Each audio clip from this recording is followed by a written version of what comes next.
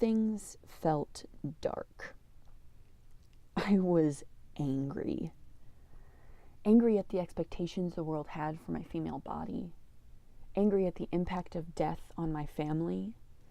I was angry that I was never allowed to be angry. That I had actually listened to the men on the streets who had shouted for me to smile. And I did. This anger boiled inside of me into heat and fire and disease. Frustration turned into inflammation, and dehydration to disorder.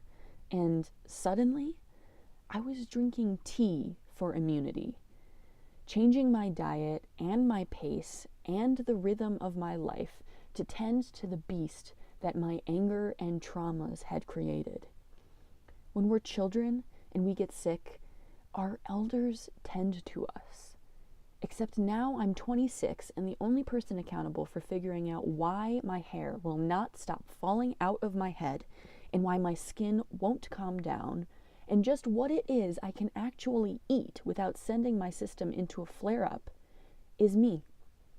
I spend hours every week collecting nutrients from food and supplements and tinctures and oils to heal. But it is my mind that needs tending to. Anger has been the veil and filter that my entire life has passed through for so long. Long enough that I've actually created a virus from the very cells of the very precious body that keeps me protected. As I uncover the threads in the web that is my life, I am humbled by what is reflected back to me. There are ways of knowing that we do not often witness until the memory is being replayed. These reflections have forced me to turn around and see that I have been searching for a remedy to this virus for a while, long before I ever had a bald spot appear on my head.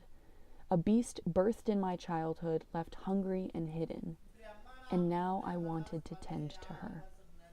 I traveled all over the world, but no matter where I went, there I was. Here I am, spending time with myself, spending time for myself, calling in all that I have shut out, all of it.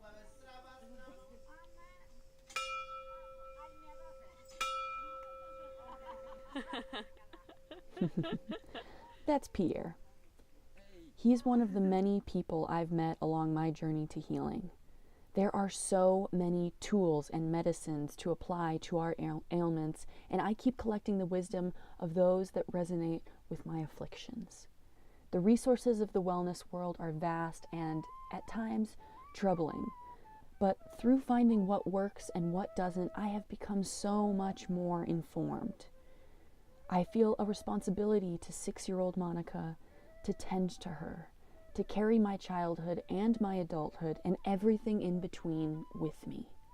The paradox being that I also have a responsibility to let go, to find joy in nature and in humanity and community, and maybe someday taking my vitamins every single day.